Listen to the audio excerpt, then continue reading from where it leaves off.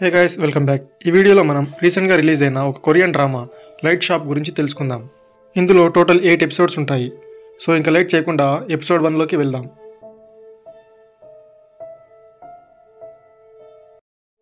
Episode 1 స్టార్టింగ్లోనే మనకి చీకటిగా ఉండే ఒక వీధిలో ఒక లైట్ షాప్ని చూపిస్తారు. దాని ముందరే ఆ షాప్ని చూస్తూ తెల్లగా డ్రెస్ వేసుకొని ఒక అమ్మాయి ఉంటుంది. తను షాప్లోకి వెళ్లకుండా అక్కడి నుంచి వెళ్ళిపోతుంది. నెక్స్ట్ సీన్లో మనకి మిన్ అనే అతన్ని చూపిస్తారు. తను వర్క్ కంప్లీట్ చేసుకొని ఇంటికి వెళ్తూ ఉంటాడు. బస్ స్టాప్లో బస్ దిగగానే తనకి అక్కడ ఒక అమ్మాయి కనిపిస్తుంది. ఆ అమ్మాయి పేరు జియాంగ్. ఇంతకుముందు లైట్ షాప్ దగ్గర కనిపించింది ఈ అమ్మాయి. మిన్ తనతో మాట్లాడకుండా అక్కడి నుంచి వెళ్ళిపోతాడు. నెక్స్ట్ డే సేమ్ వర్క్ నుంచి తిరిగి వచ్చేటప్పుడు కూడా ఆ అమ్మాయి అక్కడే కూర్చొని ఉంటుంది. అప్పుడు కూడా తనతో మాట్లాడకుండా అక్కడి నుంచి వెళ్ళిపోతాడు. మూడో రోజు కూడా తను బస్ దిగినప్పుడు ఆ అమ్మాయి అక్కడే ఉంటుంది. మిన్ అక్కడి నుంచి వెళ్ళిపోతున్నప్పుడు ఆ అమ్మాయి తన వేళ్లతో బెంచ్ని కొడుతుంది. దాంతో గట్టిగా శబ్దం వస్తుంది. నార్మల్గా వేళ్లతో కొడితే అంత గట్టిగా శబ్దం రాదు. మిన్ ఇది విని పట్టించుకోకుండా అక్కడి నుంచి వెళ్ళిపోతాడు. మరుసటి రోజు మళ్ళీ ఆ అమ్మాయి బస్ స్టాప్లోనే కూర్చొని ఉంటుంది. ఈసారి మిన్ ఆ అమ్మాయి దగ్గరికి వెళ్ళి ఈ ఏరియాలో ట్యాక్సీలు తిరగవని, నేను వచ్చిన బస్ లాస్ట్ బస్ అది కూడా వెళ్ళిపోయింది అని చెప్తాడు. తన మొబైల్ తీసి ట్యాక్సీ అన్నా లేక వాళ్ళ ఇంట్లో వాళ్ళకన్నా కాల్ చేసుకోమని ఇస్తాడు. కానీ అప్పుడే తన మొబైల్ స్క్రీన్ పగిలిపోవడం తను గమనిస్తాడు. ఇది ఎలా పగిలింది, అసలు నేను గమనించనే లేదే అని తను ఆ అమ్మాయితో చెప్తాడు. అప్పుడే జియాంగ్ మిన్తో నేను మీకు తెలుసా అని అడుగుతుంది. దానికి జియాంగ్ ఏం చెప్పాలో అర్థం కాక అక్కడి నుంచి వెళ్ళిపోతాడు. మరుసటి రోజు మళ్ళీ సాయంత్రం తను ఇంటికి వెళ్తున్నప్పుడు జోరుగా వర్షం పడుతూ ఉంటుంది. జియాంగ్ కూడా అక్కడే కూర్చొని ఉంటుంది. మిన్ తన గొడుగుని జియాంగ్కి ఇచ్చి మా ఇల్లు దగ్గరేనని, నేను ఇక్కడి నుంచి పరిగెత్తుకుంటూ వెళ్ళిపోతా అని చెప్తాడు. జియాంగ్ మళ్ళీ మిన్తో నేను మీకు తెలుసా అని అడుగుతుంది. దానికి మిన్ 3 డేస్ నుంచి మిమ్మల్ని ఇక్కడే చూస్తున్నానని, నిన్న కూడా మీతో మాట్లాడానని చెప్తాడు. అయితే జియాంగ్ అయితే నన్ను రేపు కూడా కలుస్తావా అని అడుగుతుంది. ఇక్కడ మిన్కి ఏం చెప్పాలో అర్థం కాదు. అప్పుడే జియాంగ్ మీ ఇల్లు ఇక్కడి నుంచి దగ్గరే కదా, మీ ఇంటికి వెళ్దామని అడుగుతుంది. నాకు ఎక్కువ టైం లేదని, ఈరోజు మాత్రమే మిగిలిందని చెప్తుంది. ఇక్కడ వీళ్ళిద్దరూ కలిసి మిన్ ఉండే ఫ్లాట్కి వెళ్తారు. తన ఫ్లాట్ 8th ఫ్లోర్లో ఉంటుంది. ఫ్లాట్లోకి వెళ్ళగానే తను లైట్స్ ఆన్ చేస్తూ ఉంటాడు. కానీ ఇక్కడ జియాంగ్ లైట్స్ ఆన్ చేయొద్దు అని చెప్తుంది. తన వెనకాల డోర్స్ అవే క్లోజ్ అయిపోతాయి. తను ఇక్కడ ఒక ఈవిల్ స్పిరిట్ లాగా కనిపిస్తుంది. సీన్ షిఫ్ట్ అయి మనకి ఒక హాస్పిటల్ని చూపిస్తారు. ఇక్కడ ఐసీయూలో కొంతమంది నర్సెస్ వర్క్ చేస్తూ ఉంటారు. ఇక్కడ నర్సెస్ అందరూ కలిసి హెడ్ నర్స్ని డిన్నర్కి పిలుస్తూ ఉంటారు. కానీ ఆ హెడ్ నర్స్ మాత్రం వర్క్ ఎక్కువ ఉందని నేను రాను అని చెప్తుంది. అప్పుడే అక్కడ వర్క్ చేసే ఒక నర్స్ యాంగ్జీ మీ వర్క్ కూడా నేనే చూసుకుంటా, మీరు వెళ్ళండి అని చెప్తుంది. దాంతో యాంగ్జీ తప్ప మిగతా నర్సెస్ అందరూ డిన్నర్ చేసేకి వెళ్తారు. ఇప్పుడు ఐసీయూ వార్డులో యాంగ్జీ ఒక్కతే ఉంటుంది. అప్పుడే ఆ వార్డులోకి ఎవరో ఒక అతను వస్తాడు. అది చూసి యాంగ్జీ ఇక్కడ బయట వాళ్ళు ఐసీయూలోకి రాకూడదని, ఇక్కడి నుంచి వెళ్ళిపోమని అతనితో చెప్తుంది. తను యాంగ్జీతో ఇక్కడ మార్చ్యూరీ ఎక్కడుంది అని అడుగుతాడు. యాంగ్జీ తనతో మాట్లాడుతున్నప్పుడే మానిటర్లో ఎవరికో సీరియస్గా ఉన్నట్లు తను గమనిస్తుంది. వెంటనే మిగతా నర్సెస్ని పిలిచి తను అక్కడికి వెళ్ళి ఆ పేషెంట్ని చూస్తుంది. ఆ పేషెంట్కి స్టేబుల్ అయిన తర్వాత తిరిగి వచ్చి చూస్తే ఆ ఐసీయూలోకి వచ్చిన అతను అక్కడి నుంచి వెళ్ళిపోయి ఉంటాడు. నెక్స్ట్ సీన్లో మనకి బ్యాంగ్జిన్ని చూపిస్తారు. తనకి ఎక్కువ చలి వేస్తూ ఉంటుంది. 3-4 రగ్గులు కప్పుకొని పనుకొని ఉంటాడు. అయినా సరే తనకి చలి వేస్తూ ఉంటుంది. అప్పుడే బయట ఒక కుక్క అరుస్తూ ఉంటుంది. దాంతో తను ఇరిటేట్ అయ్యి బాల్కనీలోకి వచ్చి ఆ కుక్కని అరుస్తాడు. నెక్స్ట్ సీన్లో మనం బిగినింగ్లో చూసిన లైట్ షాప్ని చూడొచ్చు. ఆ లైట్ షాప్కి ఓనర్ బ్యాంగ్జిన్. ఒక కస్టమర్ బల్బ్ కోసం లైట్ షాప్లోకి వస్తాడు. బ్యాంగ్జిన్ తనకి కావాల్సిన బల్బ్ని ఇస్తాడు. అది తీసుకొని ఆ కస్టమర్ వెళ్ళిపోతాడు. ఆ కస్టమర్ వెళ్ళిపోయాక బ్యాంగ్జిన్ తన డైరీలో రాసుకుంటాడు. తన డైరీలో తను చాలామంది పేర్లు రాసి ఉండడం మనం చూడొచ్చు. అప్పుడే మనం ఆ లైట్ షాప్లోకి ఇంకొక అతన్ని రావడం చూడొచ్చు. ఇంతకుముందు మనం ఐసీయూలో చూసిన అతనే ఇక్కడికి కూడా వచ్చి ఉంటాడు. అతను రాగానే బ్యాంగ్జిన్ అతనికి ఏం కావాలో అడుగుతాడు. అతను ఆ లైట్ షాప్ మొత్తం చూసి అక్కడి నుంచి వెళ్ళిపోతాడు. అప్పుడే అక్కడికి 3వ కస్టమర్ కూడా వస్తుంది. తను షాప్లోకి వచ్చి డే టైంలో ఈ షాప్ ఓపెన్లో ఉందో లేదో చెప్పలేమని, నైట్ టైంలో ఈ లైటింగ్ వల్ల అందరూ గమనిస్తారని చెప్తుంది. తను బ్యాంగ్జిన్తో మాట్లాడి తనకు కావాల్సిన వస్తువులు తీసుకొని అక్కడి నుంచి వెళ్ళిపోతుంది. సీన్ కట్ చేసి మనకు ఒక స్కూల్ని చూపిస్తారు. ఇక్కడ హ్యూన్జో అనే అమ్మాయి తన క్లాస్లో కూర్చుని ఉంటుంది. తనకి బయట గ్రౌండ్లో ఎవరో ఒక అమ్మాయి నిలబడినట్లు కనిపిస్తుంది. తను ఆ అమ్మాయిని చూసి హాయ్ అని చెప్తుంది. కానీ బయట ఉండే ఆ అమ్మాయి రెస్పాండ్ అవ్వదు. ఇక్కడ ఇంకో విషయం ఏంటంటే మనకు చూపించిన అన్ని సీన్లు కూడా నైట్లోనే జరుగుతూ ఉంటాయి. ఇంతకుముందు చూపించిన హాస్పిటల్ కూడా, ఈ స్కూల్ కూడా నైట్ టైంలోనే ఉంటుంది. ఇక్కడ క్లాస్ టీచర్ అందరికీ అటెండెన్స్ తీసుకుంటూ ఉంటుంది. ఇక్కడ విచిత్రంగా హ్యూన్జో పేరు తప్ప మిగతా వాళ్ళందరి పేర్లు టీచర్ పిలుస్తుంది. తన పేరు మాత్రం అటెండెన్స్లో పిలవదు. సో ఇక్కడ క్లాస్ కంప్లీట్ అయిన తర్వాత హ్యూన్జో ఫ్రెండ్స్ మాట్లాడుకుంటూ ఉంటారు. అందులో బోబే అనే అమ్మాయి ఈ స్కూల్లో ఒక దెయ్యం ఉందని, ఏ క్లాస్లో ఖాళీ చైర్ కనిపిస్తే ఆ క్లాస్లో వెళ్ళి కూర్చుంటుందని చెప్తుంది. ఇక్కడ హ్యూన్జో మాత్రం వాళ్ళు ముగ్గురు మాట్లాడుకుంటూ ఉంటే జస్ట్ వింటూ ఉంటుంది. తన ఫ్రెండ్స్తో తను ఇంటరాక్ట్ అవ్వదు. సో స్కూల్ అయిపోయిన తర్వాత హ్యూన్జో ఇంకా తన 3 ఫ్రెండ్స్ ఇంటికి వెళ్తూ ఉంటారు. దారిలో వాళ్ళకి ఒక రోడ్ కనిపిస్తుంది. ఆ రోడ్లో దెయ్యం ఉందని, ఎవరు ఆ రోడ్ నుంచి వెళ్ళినా దెయ్యం వాళ్ళ వెనకాల వస్తుందని, అలాగే సౌండ్స్ కూడా వినిపిస్తాయని ఇక్కడ బోబే చెప్తుంది. కానీ హ్యూన్జో మాత్రం వాళ్ళమ్మ చెప్పిన ఒక పని చేయడానికి ఆ రోడ్ నుంచి వెళ్లాల్సి వస్తుంది. వాళ్ళ ఫ్రెండ్స్ వెళ్ళిపోయాక హ్యూన్జో భయపడుతూ ఆ రోడ్ నుంచి నడుచుకుంటూ వెళ్తూ ఉంటుంది. ఇంకోవైపు లైట్ షాప్లో మనకి బ్యాంగ్జిన్ని చూపిస్తారు. తనకి చలి వల్ల ఇంకా కుక్క అరుపు వల్ల నిద్ర పట్టకపోవడంతో తను బయటికి వచ్చి ఉంటాడు. సో తను ఆ లైట్ షాప్లోకి వెళ్ళి ఆ లైట్స్ని చూస్తూ ఉంటాడు. అందులో ఒక లైట్ని పట్టుకోవడానికి ట్రై చేస్తాడు. కానీ ఆ లైట్ మాత్రం ఐస్గా మారిపోతూ ఉంటుంది. ఇంకోవైపు బ్యాంగ్జో అద్దాలు కూడా ఐస్గా మారిపోతూ ఉంటాయి. అప్పుడే బ్యాంగ్జో దేన్ని ముట్టుకోవద్దని అతన్ని అరుస్తాడు. తన కోపంతో నీకు కస్టమర్స్తో ఎలా మాట్లాడాలో తెలియదని చెప్పి అక్కడి నుంచి వెళ్ళిపోతాడు. తను వెళ్ళిపోయాక బ్యాంగ్జో ఆ లైట్ వైపు కాసేపు చూస్తూ ఉంటాడు. అప్పుడే మళ్ళీ ఆ లైట్ షాప్లోకి ఒక ఆమె వస్తుంది. తను వర్షంలో ఫుల్గా తడిసిపోయి ఉంటుంది. తన పేరు హీవాన్. తను కూడా అక్కడుండే ఒక లైట్ని ముట్టుకునేకి చూస్తుంది. కానీ బ్యాంగ్జిన్ ఆ లైట్ని ముట్టుకోవద్దని చెప్తాడు. హీవాన్ కూడా అక్కడి నుంచి వెళ్ళిపోతుంది. ఇంకో విషయం ఏంటంటే ఇక్కడ బ్యాంగ్జిన్ నైట్ టైంలో కూడా క్లాసెస్ వేసుకొని ఉంటాడు. ఇంకోవైపు హ్యూన్జోకి తన వెనకాల ఎవరో వస్తున్నట్లు సౌండ్స్ వినిపిస్తాయి. తను భయపడుతూ అక్కడి నుంచి పరిగెత్తుకుంటూ లైట్ షాప్లోకి వెళ్ళిపోతుంది. తను యాక్చువల్గా వాళ్ళమ్మ చెప్పిందని లైట్ కొనేకి ఆ లైట్ షాప్కి వచ్చి ఉంటుంది. హ్యూన్జో షాప్లోకి వెళ్ళి బ్యాంగ్జిన్తో మాట్లాడుతూ కూర్చుంటుంది. బ్యాంగ్జిన్కి హ్యూన్జో ముందు నుంచే పరిచయం ఉందని మనకు ఇక్కడ తెలుస్తుంది. ఇక్కడ బ్యాంగ్జిన్ ఒక చాక్లెట్ని ర్యాపర్ నుంచి తీసి హ్యూన్జోకి ఇస్తాడు. ఇక్కడ హ్యూన్జో ఆ చాక్లెట్ని తీసుకొని ర్యాపర్ నుంచి తీసి ఎందుకు ఇస్తున్నావని, నేను చిన్నపిల్లని కాదు అని చెప్తుంది. కానీ బ్యాంగ్జో మాత్రం నువ్వు నాకు చిన్నపిల్లవే అని చెప్తాడు. తనకి కూడా హ్యూన్జో లాగా కూతురు ఉండేదని ఇక్కడ బ్యాంగ్జిన్ చెప్తాడు.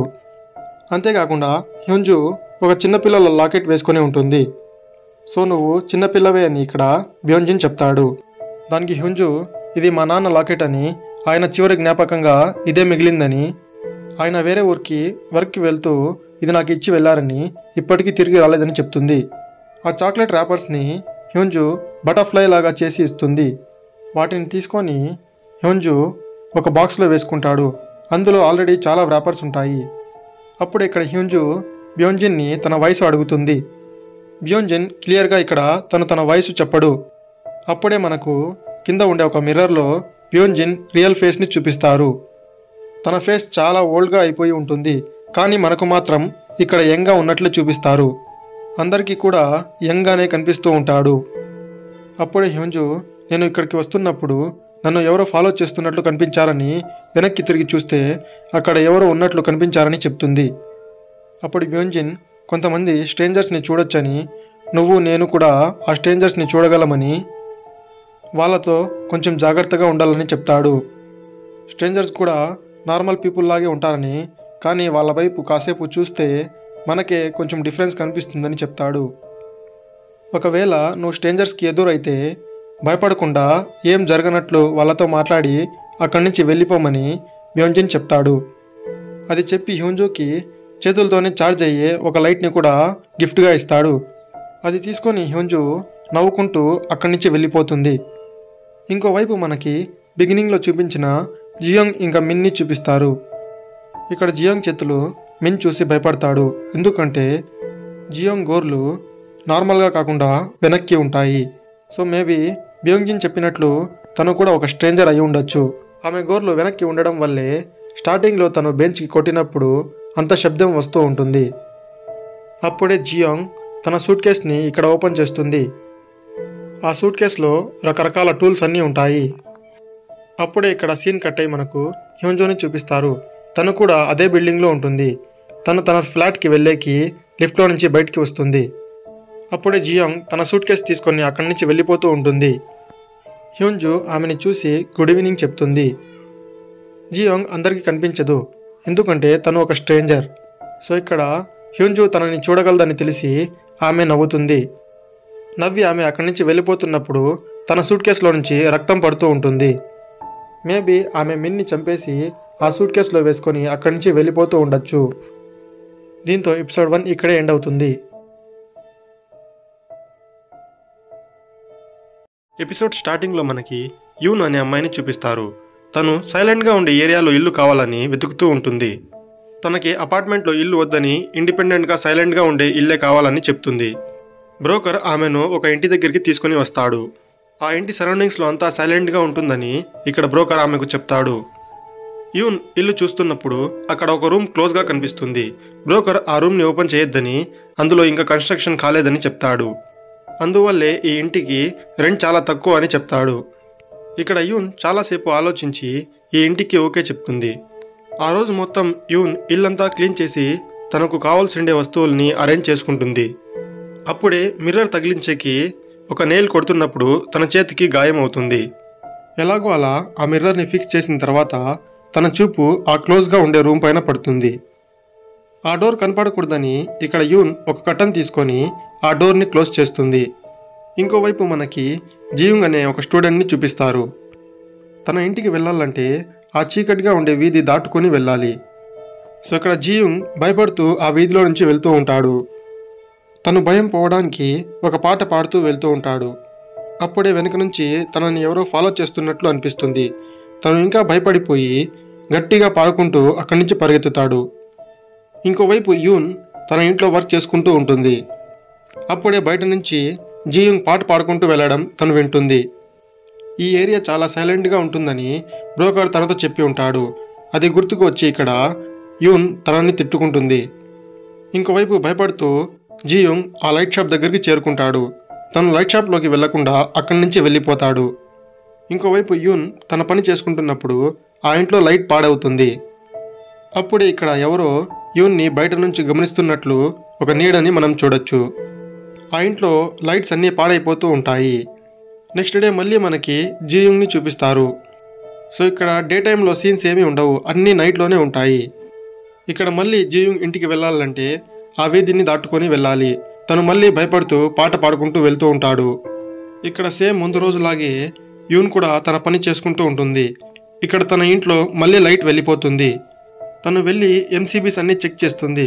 అన్నీ బాగానే ఉంటాయి. ఓల్డ్ హౌస్ కాబట్టి లైట్స్ అన్నీ వెళ్ళిపోతున్నాయని తను అనుకుంటుంది. ఇక్కడ మళ్ళీ మనం ఎవరో యూన్ని గమనిస్తున్నట్లు డోర్ బయట నీడని చూడొచ్చు. ఇక్కడ సీన్ షిఫ్ట్ అయి మనకు హాస్పిటల్ని చూపిస్తారు. అందులో ఒక పేషెంట్ క్రిటికల్ కండిషన్లో ఉంటాడు. ఇక్కడ డాక్టర్స్ కూడా మనం చేయాల్సిందంతా చేశామని, తను లేవాలో లేదో ఆ పేషెంట్ విల్ పవర్ పైన డిపెండ్ అయి ఉందని చెప్తారు. అప్పుడే పక్కనుండే ఒక పేషెంట్ తనలో తాను మాట్లాడుకుంటూ ఉంటాడు. అది చూసి హెడ్ నర్స్ తను ఒక ఆల్కహాలిక్ అని, అందుకే అలా బిహేవ్ చేస్తున్నాడని చెప్తుంది. అది విని డాక్టర్ అతని వల్ల ఐసీయూలో వేరే పేషెంట్స్ డిస్టర్బ్ అవ్వకూడదని అతన్ని జనరల్ వార్డ్కి మార్చమని చెప్తాడు. తర్వాత ఆ క్రిటికల్గా ఉండే పేషెంట్ ఫ్యామిలీ దగ్గరకు వెళ్ళి ఆ పేషెంట్ కండిషన్ని వాళ్ళు ఎక్స్ప్లెయిన్ చేస్తారు.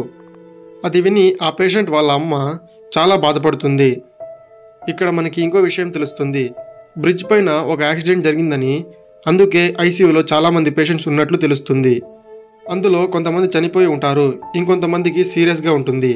అందరూ ఫ్యామిలీ మెంబర్స్ అక్కడే ఉంటారు. డాక్టర్ ఇక్కడ ఆ పేషెంట్ ఫ్యామిలీ మెంబర్స్కి చెప్పాల్సిందంతా చెప్పి అక్కడి నుంచి వెళ్ళిపోతాడు. ఇంకోవైపు మనకి యూంగ్జిని చూపిస్తారు. తను ఆ పేషెంట్ ఇంకా ఫ్యామిలీ మెంబర్స్ని తలుచుకొని బాధపడుతూ ఉంటుంది. తను వాష్రూమ్లో కూర్చున్నప్పుడు బయట నుంచి ఎవరో పేషెంట్ విల్ పవర్ పైన డిపెండ్ అయినప్పుడు డాక్టర్స్ అందరూ ఏం చేస్తున్నారని అడుగుతుంది.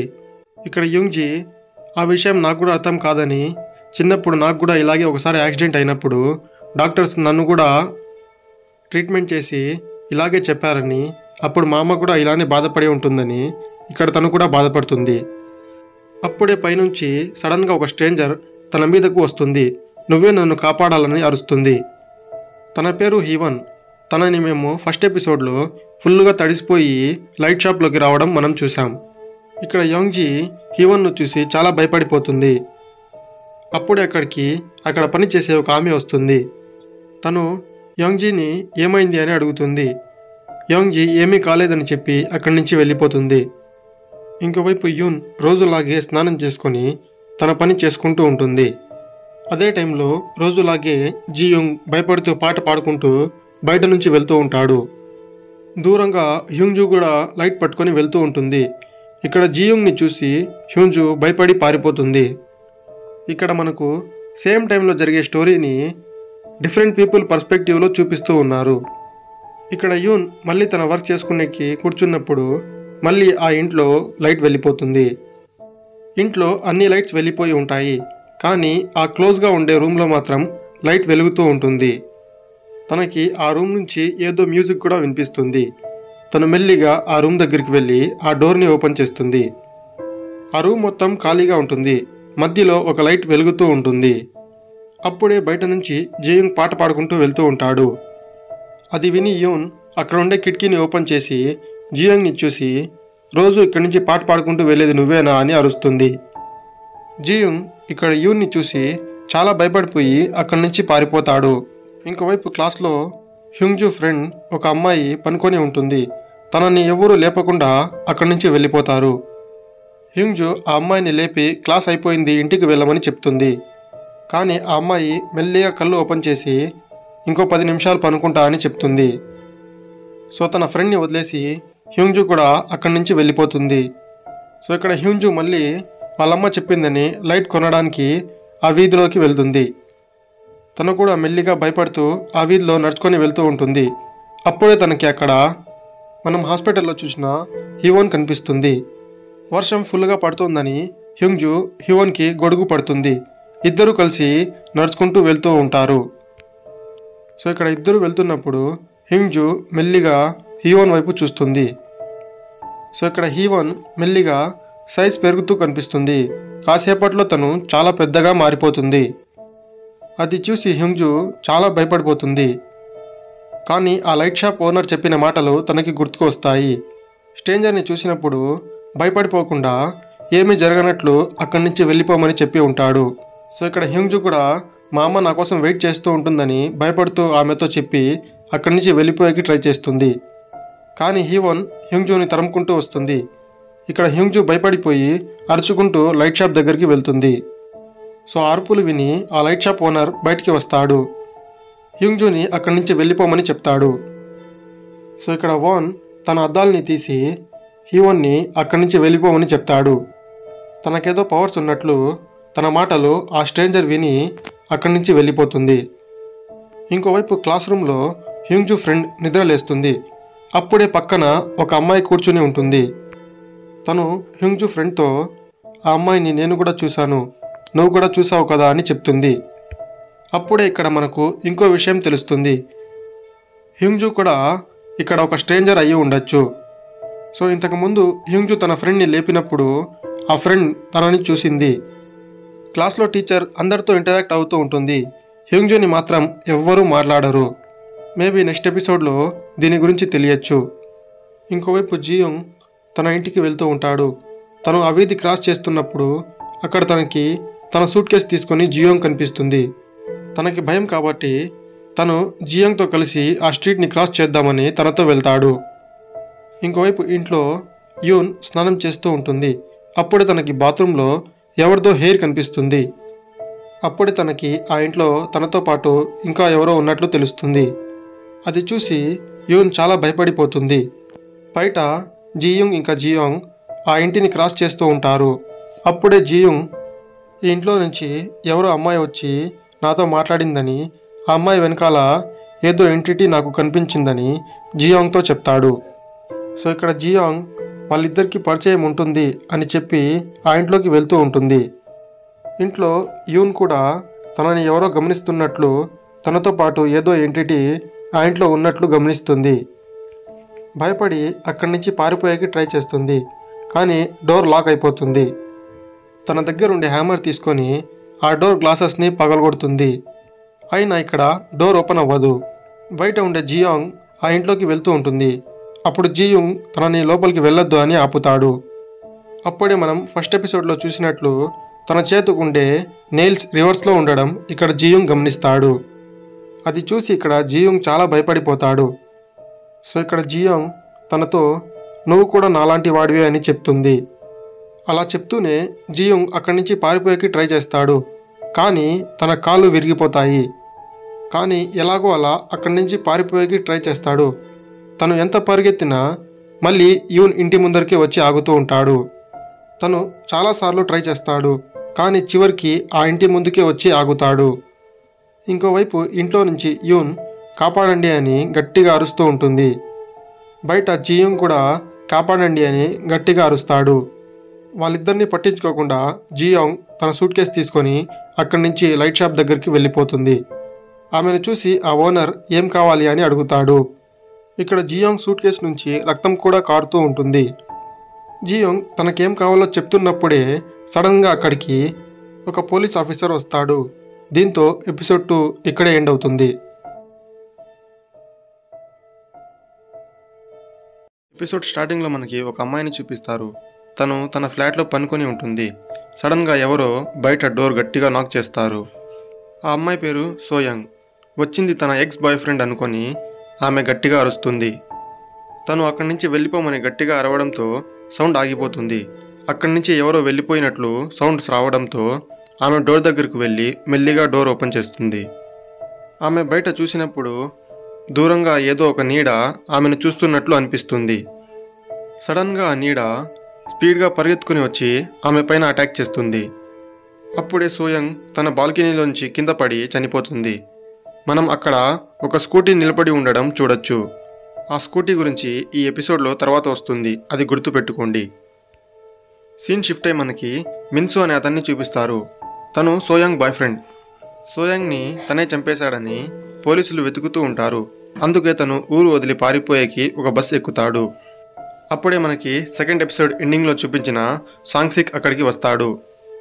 ఆఫీసర్ సాంగ్సిక్ అందరినీ బస్సులో ఉండే వాళ్ళని కిందికి దిగమని చెప్తాడు. అందరూ దిగి వెళ్ళిపోయాక ఆఫీసర్ మిన్సుతో ఇంకో దారి లేదని లొంగిపోమని చెప్తాడు. నిజానికి సోయంగ్ చనిపోకముందు తన అపార్ట్మెంట్ని ఎవరో కాల్ చేసి ఉంటారు. సో తన ఎక్స్ బాయ్ ఫ్రెండే అది చేసి ఉంటాడని పోలీసులు అతన్ని పట్టుకునేకి చూస్తూ ఉంటారు. సో ఇక్కడ ఆఫీసర్ మిన్సు దగ్గరికి వెళ్తున్నప్పుడు బస్ ఫ్రంట్లో సోయంగ్ ఆత్మ మిన్సుకి కనిపిస్తుంది. ఇక్కడ ఆఫీసర్ మిన్సుని పట్టుకుంటాడు. అప్పుడే ఇక్కడ సాంగ్సిక్ స్మోక్ చేద్దామని సిగరెట్ ఇంకా లైటర్ తీస్తాడు, కానీ తన లైటర్ పని చెయ్యదు. ఇంకో ఆఫీసర్ అక్కడికి వచ్చి ఇది నో స్మోకింగ్ ఏరియా అని చెప్తాడు. అప్పుడే సాంగ్సిక్ తన చేతులు చూసుకోవడంతో తన చేతికంతా మసి అంటుకుని ఉంటుంది. ఎందుకంటే తను బస్సులో ఉన్నప్పుడు అందరినీ కిందకి దిగమని చెప్పినప్పుడు తను అక్కడుండే సోయంగ్ ఆత్మపైన చేయి వేసి ఉంటాడు. తను కాలిపోయి చనిపోవడం వల్ల తను ముట్టుకున్నప్పుడు ఆ చేతికి మసి అంటుకుని ఉంటుంది. సీన్ షిఫ్ట్ అయి మనకు ఒక ఓల్డ్ మ్యాన్ని చూపిస్తారు. తను టీవీ చూసుకుంటూ తన ఇంట్లో కూర్చుని ఉంటాడు. సడన్గా ఎవరో డోర్ దగ్గర వచ్చినట్లు నీడ కనిపిస్తుంది. నెక్స్ట్ డే సాంగ్సిక్ని పోలీస్ స్టేషన్లో చూపిస్తారు. తను తన టేబుల్ పైన లైట్ని రెడీ చేస్తూ ఉంటాడు. మనం తన టేబుల్ పైన ఒక అన్సాల్వ్డ్ కేస్ ఫోటోని చూడొచ్చు. ఆ అమ్మాయి ఎవరో కాదు, హ్యూంజు ఫ్రెండ్తో తనని నువ్వు కూడా చూసావా అని అడిగి ఉంటుంది.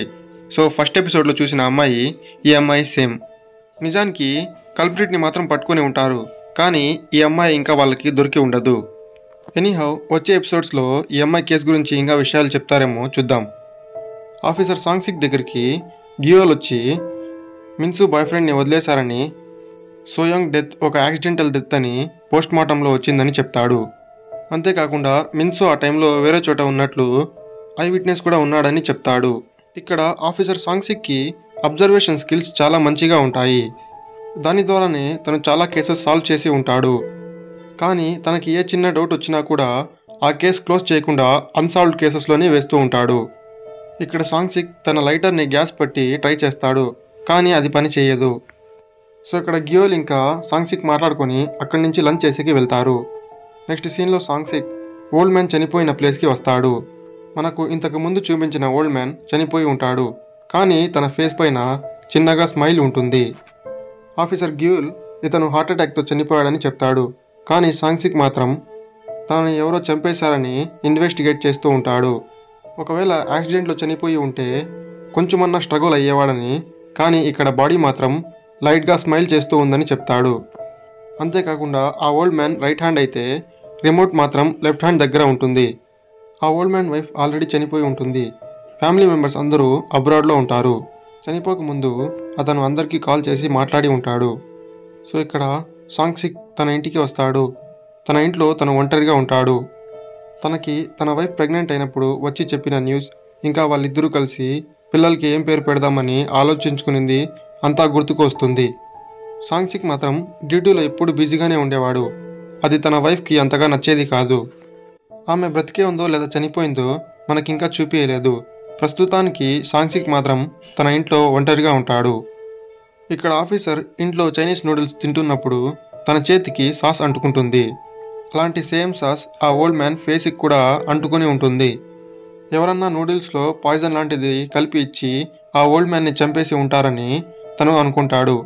కానీ తను స్టేషన్కి వచ్చినప్పుడు ఆఫీసర్ గియోల్ వచ్చి ఆ ఓల్డ్ మ్యాన్ ఫ్యామిలీ మెంబర్స్ పోస్ట్మార్టంకి ఒప్పుకోలేదని చెప్తాడు.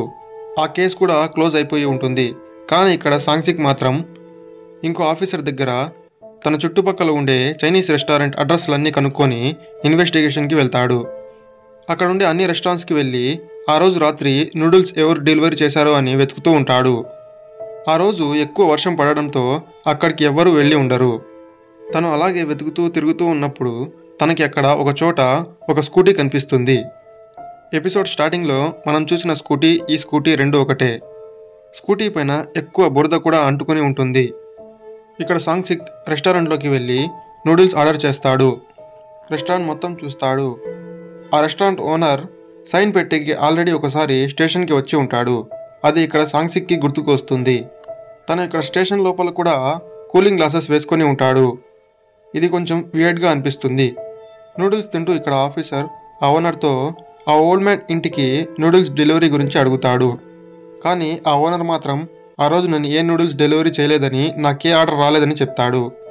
దానికి సాంగ్సిక్ నీకు ఏ ఆర్డర్ రాలేదని, నువ్వే ఆ ఇంటికి వెళ్ళావని చెప్తాడు. ఇక్కడ ఆ ఓనర్ కాస్త కంగారు పడతాడు. కానీ తనని పట్టుకునేకి సాంగ్సిక్ దగ్గర ఏ ఎవిడెన్స్ ఉండదు. సో తను నూడిల్స్ తినేసి అక్కడి నుంచి వెళ్ళిపోతాడు.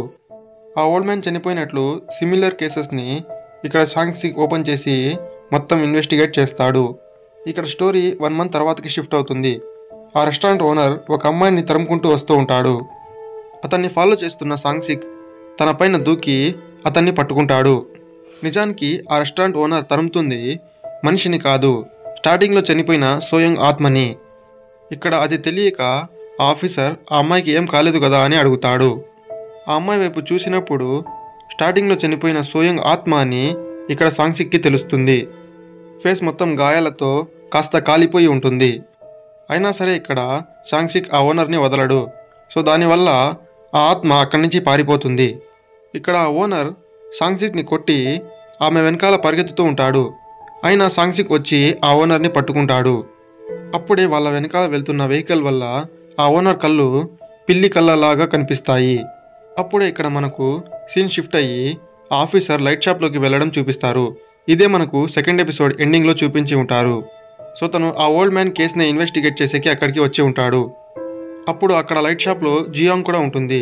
జియాంగ్ వెళ్తున్నప్పుడు తన దగ్గర ఉండే రెయిన్ కోట్ని ఆ ఆఫీసర్ తనకి ఇస్తాడు. ఆ రెయిన్ కోట్ తీసుకుని జియాంగ్ అక్కడి నుంచి వెళ్ళిపోతుంది. ఇంకోవైపు హ్యుంజు వాళ్ళమ్మ అడిగిన లైట్ తీసుకురాలేదని గుర్తుకు వచ్చి తను మళ్ళీ రిటర్న్ ఆ లైట్ షాప్కి వస్తుంది. ఆ లైట్ షాప్కి వస్తున్నప్పుడు దారిలో హ్యుంజుని జియాంగ్ చూస్తుంది. హ్యుంజు తనని చూడగలదని జియాంగ్కి ఫస్ట్ ఎపిసోడ్ ఎండింగ్లో తెలిసింది. ఇక్కడ హ్యుంజు లైట్ షాప్ దగ్గరికి వస్తూనే ఇప్పుడు వద్దు, ఇంకోసారి తీసుకోమని చెప్పి అక్కడి నుంచి పంపేస్తాడు. హ్యుంజు కూడా అక్కడి నుంచి వెళ్ళిపోతుంది. ఇక్కడ ఆఫీసర్కి ఆ ప్లేస్ మొత్తం కాస్త విచిత్రంగా కనిపిస్తూ ఉంటుంది. తను అక్కడ ఒక లైట్ ఫ్లికర్ అవుతూ ఉండడం గమనిస్తాడు. అసలు ఈ లైట్ షాప్ ఏంటి, ఆ స్ట్రేంజర్స్ ఎవరు, అలాగే తను ఇన్వెస్టిగేట్ చేసుకుంటూ ఆ లైట్ షాప్ దగ్గరికి ఎలా వచ్చాడు. సో ఆ చీకటిగా ఉండే వీధి సంగతి మొత్తం వచ్చే ఎపిసోడ్స్లో తెలుసుకుందాం.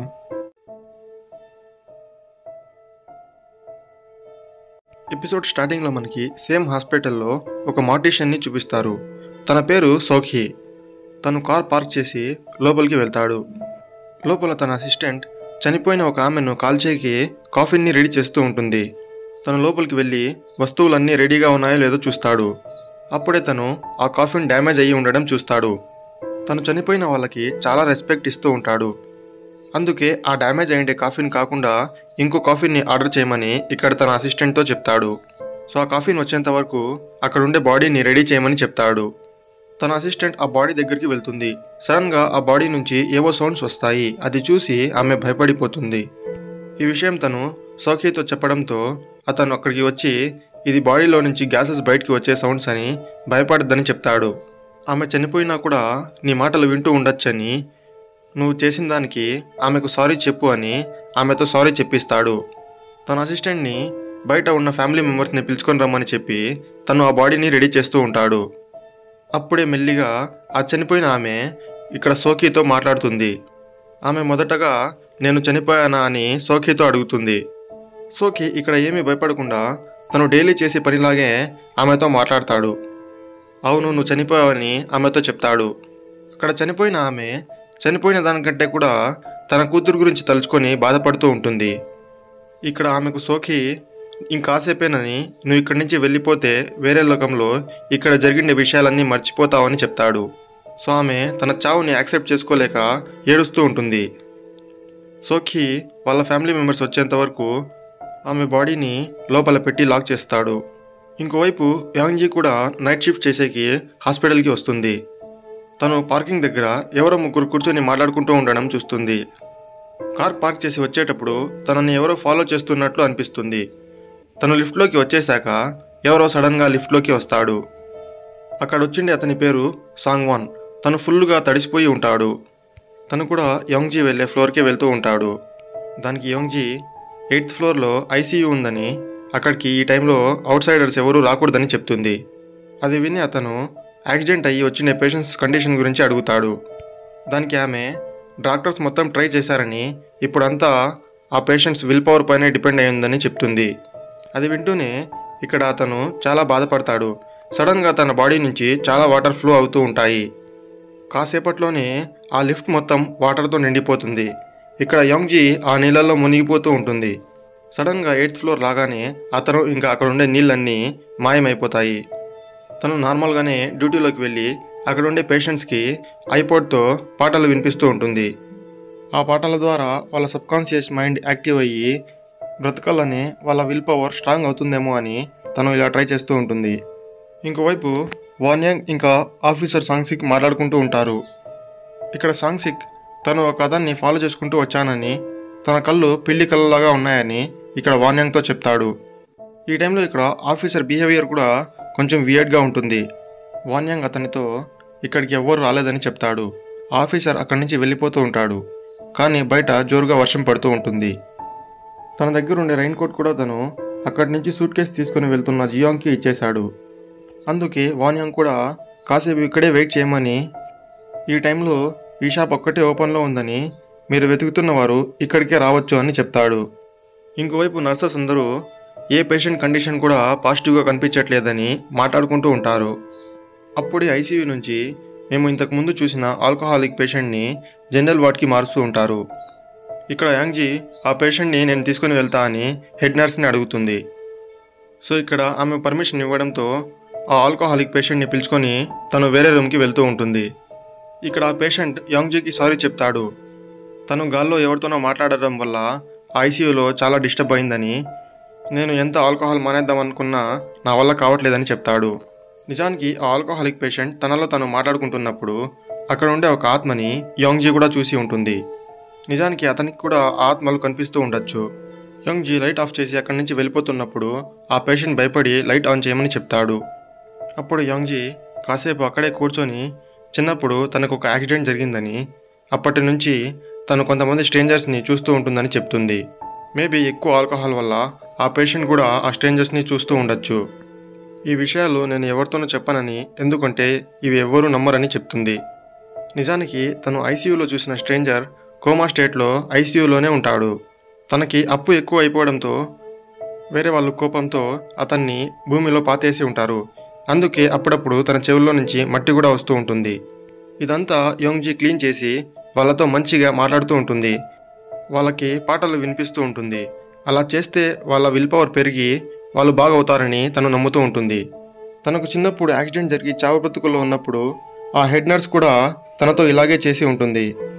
డైలీ తనకి ఆ హెడ్ నర్స్ పాటలు వినిపిస్తూ ఉండేది. సో దానివల్లే తను రికవర్ అయ్యి ఉంటుంది. సో తను నర్స్ అయ్యాక తను కూడా ఆమెలాగా ఇలా చేస్తూ ఉంటుంది. సీన్ షిఫ్ట్ అయి మనకు హ్యోంగ్జూని చూపిస్తారు. తను ఇంటికి వెళ్తూ ఉంటుంది. అప్పుడే దారిలో తనకి జియోంగ్ ఎదురు వస్తుంది. తను డైలీ లైట్ షాప్కి ఎందుకు వెళ్తుందో తను అడుగుతుంది. అప్పటికే జియోంగ్ ఒక స్ట్రేంజర్ అని హ్యోంజూకి తెలిసిపోతుంది. మా అమ్మ లైట్ తీసుకొని రమ్మంటే నేను లైట్ షాప్కి వెళ్ళా అని చెప్పి తను అక్కడి నుంచి వెళ్ళిపోతుంది. హ్యోంగ్జూ అక్కడి నుంచి వెళ్ళిపోతున్నప్పుడు జియోంగ్ తననే గమనిస్తూ ఉంటుంది. దారిలో హ్యోంగ్జూకి మళ్ళీ బ్యోంగ్జిన్ మనం ఫస్ట్ ఎపిసోడ్లో చూసిన అతను కనిపిస్తాడు. తనకి కుక్క సౌండ్స్ వల్ల ఇంకా నిద్ర రావట్లేదని తను ఇంకా ఆ కుక్కనే వెతుకుతూ ఉంటాడు. ఎక్కడన్నా ఆ కుక్కను చూసావా అని హ్యోంగ్జూతో అడుగుతాడు. తను భయపడుతూ తన ఫేస్ చూద్దామని వోన్యోంగ్ ఇచ్చిన లైట్ తన ఫేస్ పైన వేస్తుంది. తన బాడీ మొత్తం చలితో ఐస్ అయిపోతూ ఉంటుంది.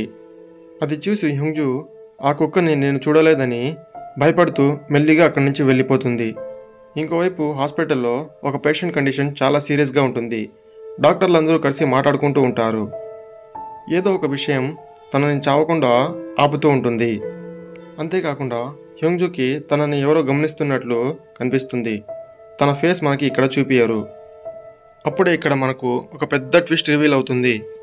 మనం స్టార్టింగ్ నుంచి చూసిన క్యారెక్టర్స్ అన్నిటినీ మనకు ఇక్కడ చూపిస్తారు. యూన్, జియోంగ్, బ్యోంగ్జిన్, హ్యూమిన్ ఇంకా జియోంగ్ అందరినీ ఇక్కడ మనకు చూపిస్తారు. అక్కడ ఉండే వాళ్ళందరికీ ఒక పాట వినిపిస్తుంది. జియోంగ్కి కూడా ఆ పాట వినిపిస్తుంది. ఎవరో తనని గమనిస్తున్నట్లు అనిపించడంతో తను హెల్ప్ చేయండి అని గట్టిగా అరుస్తాడు. సేమ్ పాట హాస్పిటల్లో యోంగ్జీ పేషెంట్స్ అందరికీ వినిపిస్తూ ఉంటుంది. అప్పుడే మనకు ఐసీయూలో ఉండే పేషెంట్ ఫేసెస్ మొత్తం చూపిస్తారు.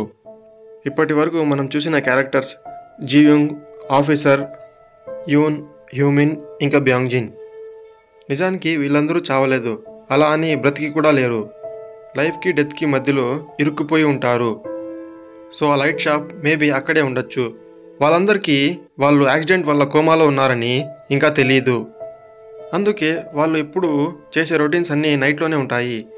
ఇక్కడ యూన్ ఎప్పుడు నైట్లోనే స్నానం చేసి వర్క్ చేసుకుంటూ ఉంటుంది. ఇంకోవైపు స్కూల్ కూడా ఎప్పుడు నైట్లోనే ఉంటుంది. మేబీ మనకు ఇక్కడ చూపించే లైట్ వాళ్ళ లైఫ్ని రిప్రజెంట్ చేస్తూ ఉండొచ్చు. ఆ లైట్స్ ఆరిపోతే మేబీ వాళ్ళు అక్కడ చనిపోవచ్చు.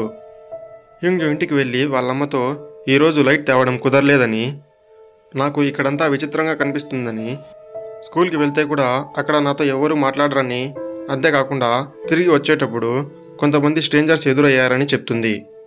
హ్యోంగ్జూ డైలీ తీసుకుని వచ్చే లైట్స్ ఒక బకెట్లో మనం ఇక్కడ చూడొచ్చు. హ్యోంగ్జూ భయపడుతూ ఉంటే వాళ్ళమ్మ ఈరోజు లైట్ అవసరం లేదని హ్యోంగ్జూని దగ్గరికి పిలుచుకుంటుంది. తను వాళ్ళమ్మతో ఈరోజు నీ దగ్గర నుంచి పూల వాసన వస్తుందని చెప్తుంది. అప్పుడే మనకు ఇంకోవైపు ఆ మార్టిషియన్ని చూపిస్తారు. తను అక్కడ బాడీ దగ్గర ఫ్లవర్స్ పెడుతూ ఉంటాడు. ఆ బాడీ ఎవరిదో కాదు, హ్యోంగ్జూ వాళ్ళమ్మదే. స్టార్టింగ్లో ఆ మార్టిషియన్తో చనిపోయిన ఆమె తన కూతురు గురించి చెప్పి బాధపడుతూ ఉంటుంది. అది హ్యోంగ్జూ గురించే. తను లైట్ షాప్ నుంచి లైట్స్ అన్నీ తన కూతురికి ఏమీ అవ్వకూడదని తెప్పిస్తూ ఉంటుంది. మేబీ తనకి ఆ రిలం గురించి, అలాగే వాళ్ళు అక్కడికి ఎలా వచ్చారో ఆమెకు గుర్తు ఉండొచ్చు. సో ఆమెకి ఇప్పుడు ఎక్కువ టైం లేదని తన కూతురు దగ్గర బాధపడుతూ ఉంటుంది. ఇదంతా బయట నుంచి జియోంగ్ చూస్తూ ఉంటుంది. ఇక్కడ ఉన్న వాళ్ళందరికీ ఒకరితో ఒకరికి పరిచయం ఉందని, కానీ నన్నే ఎవరు గుర్తుపట్టట్లేదని ఇక్కడ ఆమె చెప్తుంది. మేబీ జియోంగ్ కూడా చనిపోయి ఉండొచ్చు, లేదా కోమాలో ఉండొచ్చు. ఆ విషయం తనకు కూడా తెలుసు. దీంతో ఎపిసోడ్ ఎండ్ అవుతుంది. తిరిగి మళ్ళీ నెక్స్ట్ ఎపిసోడ్లో కలుసుకుందాం. అంతవరకు వీడియోని లైక్ చేసి ఛానల్ని సబ్స్క్రైబ్ చేసుకోండి.